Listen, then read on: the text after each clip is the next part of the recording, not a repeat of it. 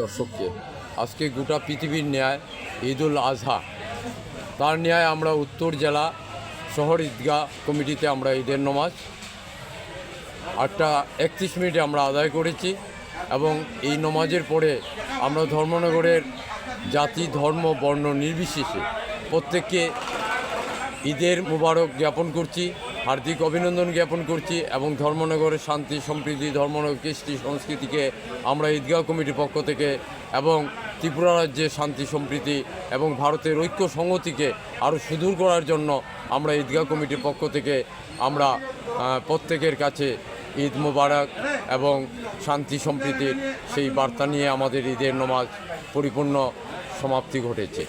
নমস্কার।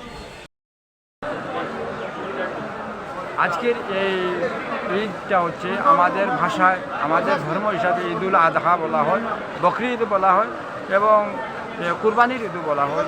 এই ঈদটা কিন্তু ব্যতিক্রম চাঁদের 1 তারিখে নয়, কিন্তু ওই ঈদটা আমরা করি 10 তারিখে। অনেকগুলো কথা আছে, যাই হোক ওদিকে না গিয়ে বলবো যে ঈদটা আমাদের সামনে খুশির একটা যেমন বাতাবরণ, একটা ঢেউ এসেছে। গরিব ধনী আমির ফকির জালিম সবার কাছে ঈদ আসলে পরে একটা আনন্দ আসে। আর এই ঈদটা হচ্ছে আমরা গরিবকে সাহায্য করার জন্য যেই নবীর কথাগুলো দিয়ে ঈদটা হয়, সেই নবী হচ্ছেন ইব্রাহিম খলিলুল্লাহ আলাইহিস সালাম এবং সেই নবীর অনেকগুলো আদর্শ আছে। যার ঘর নাই তাকে ঘর বানিয়ে দিয়েছিলেন উনি, যার কোনো কিছু ছিল না তাকে সব কিছু দিয়েছিলেন, যার আহার ব্যবস্থা ছিল না ইব্রাহিম খলিলুল্লাহ উনি আহার দিয়েছিলেন, ওনার ছেলেকেই আল্লাহর নামে দান করেছিলেন, কোরবানি দিয়েছিলেন, সেই থেকে কোরবানি। যাই হোক ঈদটা আসলো, আমরা ঈদ করছি, আল্লাহর লাখ লাখ শুকরিয়া।